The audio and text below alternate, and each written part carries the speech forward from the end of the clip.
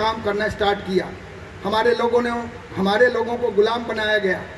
आपने देखा होगा कि इसको हम ये अपने भारत देश में या बहुजन समाज के संदर्भ में ऐसे देख सकते हैं कि अगर मान लीजिए 131 एमपी की सीटें हैं या विधानसभाओं की जो भी रिजर्व सीटें हैं, अगर वहाँ बहुजन समाज के लोग, अम्बेडकरवादी लोग अगर जीत के जाते हैं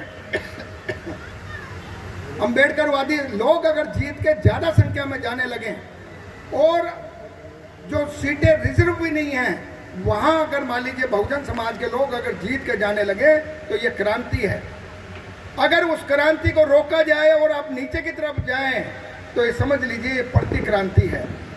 जैसे एक, मैं नेताओं का नाम नहीं लूँगा, लेकिन क्योंकि उन्होंने रोका भी है, लेकिन क्योंकि बाबा साहब की चर्चा आएगी, भगवान बुद्ध की चर्चा आएगी, तो उन संदर्भों को आप नहीं रोक पाओगे।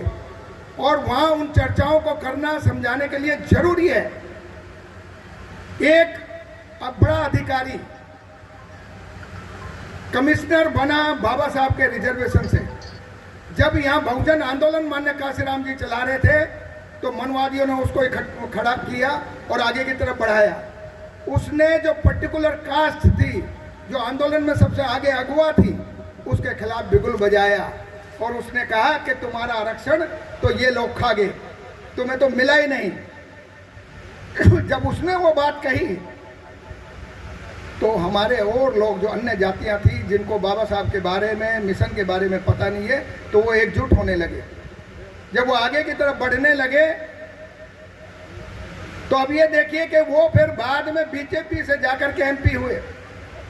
बाबा साहब ने उनको कमिश्नर बनाया और वो लिखने लगा मैं चौकीदार हूँ। आपको खूब पता लगा होगा कि भाई कौन चौकीदार। अरे भाई, तुम्हें तो बाबा साहब ने कमिश्नर बनाया और तुम चौकीदार बने, तुम तो समाज को पीछे लेके जा रहे हो। फिर आपने देखा होगा कि जब उनको टिकट नहीं मिला तो कैसे कुत्तों की तरह रो रहा था। ऐसे ये प्रति क्रांति के प्रोडक्ट होते हैं।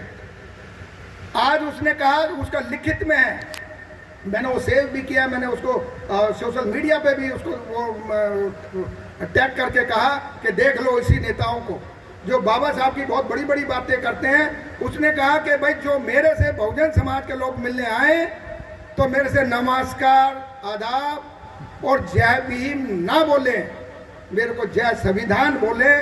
बताइए कितने बड़े विद्वान हैं वो। अगर बाबा साहब का नाम, जय भीम का जयकारा अगर हमारे बीच में नहीं होगा तो क्रांति होगी नहीं। दूसरे लोगों को आपने देखा होगा कि बहुत तेजी से जय भीम